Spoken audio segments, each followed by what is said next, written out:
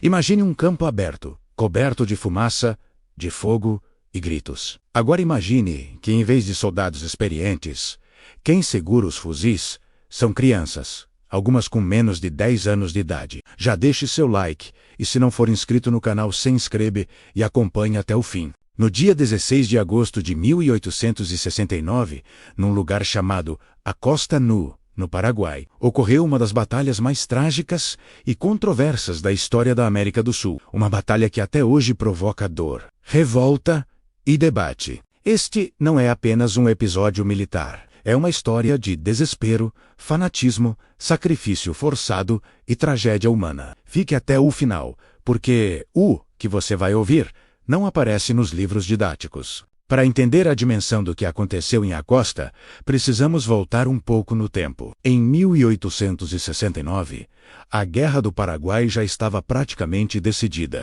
O país encontrava-se completamente devastado após quase 5 anos de um conflito brutal contra a Tríplice Aliança, formada por Brasil, Argentina e Uruguai. A população masculina adulta havia sido quase dizimada. Cidades foram queimadas, plantações foram destruídas e a fome era generalizada. Mesmo com um país em ruínas e seu exército desfeito, o presidente paraguaio, Francisco Solano Lopes, em fuga, recusava-se terminantemente a se render. Seu lema era claro e radical: vencer ou morrer. Sem homens suficientes para continuar lutando, Lopes recorreu a medidas extremas. O Paraguai passou a recrutar todos que pudessem segurar uma arma: crianças, adolescentes, idosos e civis sem qualquer treinamento militar. Para Lopes, cada paraguaio era um soldado em potencial, e a rendição não era uma opção. A guerra havia se transformado numa luta pela sobrevivência nacional, ou pelo menos era essa a narrativa imposta pelo seu líder. Acosta Nu seria o palco do último grande e desesperado sacrifício. 2 personagens centrais se destacam nesse cenário sombrio. Do lado paraguaio estava o general Bernardino Caballero, um militar leal a Lopes. Caballero recebeu a missão quase suicida de conter o avanço das tropas aliadas. Ele sabia que a vitória era impossível. Sua verdadeira missão era ganhar tempo, criar uma distração para que Solano Lopes e um pequeno grupo de civis pudessem continuar sua fuga desesperada. Do outro lado, liderando as forças brasileiras na fase final da guerra, estava o Conde Diu, genro do imperador Dom Pedro II. Ele comandava um exército de 20.000 homens, experientes, bem armados e determinados a acabar com a guerra de uma vez por todas. E claro, o terceiro e mais trágico personagem dessa história. As crianças-soldado eram meninos com idades entre 6 e 15 anos. Muitos foram obrigados a se vestir com uniformes improvisados e barbas falsas feitas de palha ou crina de cavalo. Uma tentativa patética de faz-clós parecerem homens adultos à distância, armados com o que havia disponível, como lanças improvisadas, paus, facões e fuzis velhos.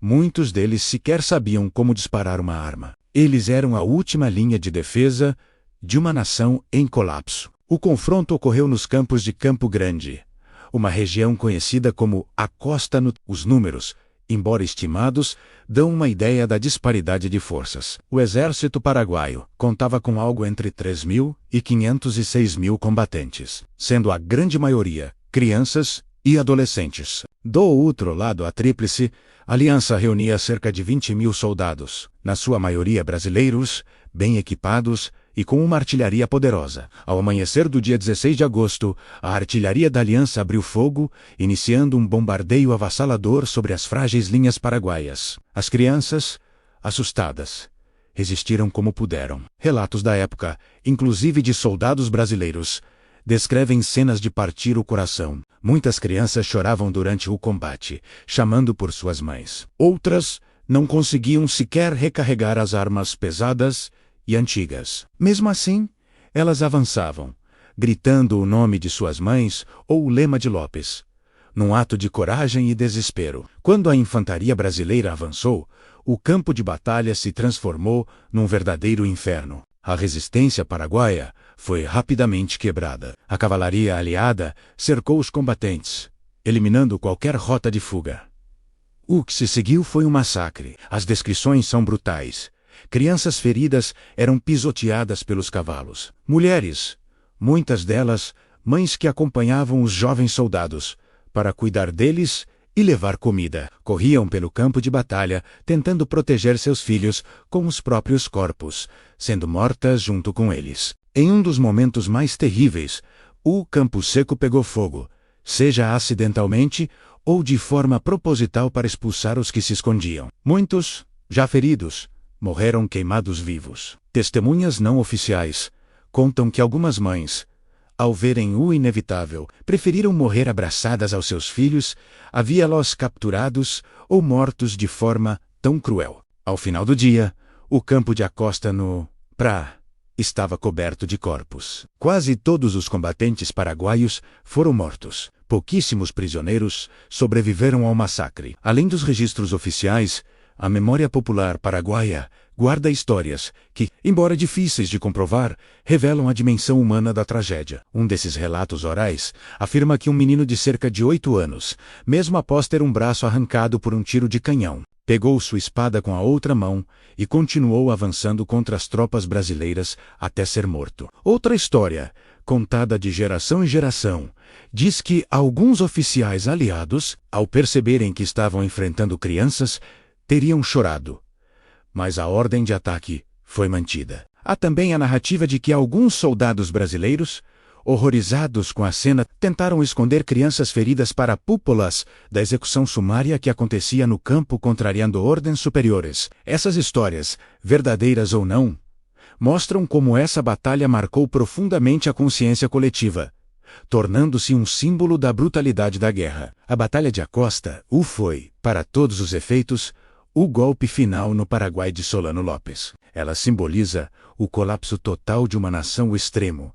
a que uma guerra pode levar, e, acima de tudo, a falência moral de um conflito que começou por disputas políticas e territoriais e terminou com um massacre de crianças. Solano Lopes seria finalmente alcançado e morto meses depois, em março de 1870, pondo fim à guerra. Hoje, no Paraguai, o dia 16 de agosto é o Dia da Criança, mas não é uma celebração como em outros países. É uma data de luto, um memorial para lembrar e honrar as milhares de crianças que foram forçadas a lutar e morrer em Acosta no... A batalha não foi apenas vencida militarmente. Ela foi sentida, chorada e é lembrada até hoje como uma das feridas mais profundas da história sul-americana. Porque as guerras, como essa história nos mostra, não terminam quando os tiros cessam. Elas continuam vivas para sempre na memória dos povos. Obrigado por assistir. Se essa história te tocou, compartilhe para que mais pessoas conheçam esse capítulo sombrio e sigam refletindo sobre as verdadeiras vítimas dos conflitos. Não se esqueça de deixar o like e, se ainda não é inscrito no canal, se inscreva.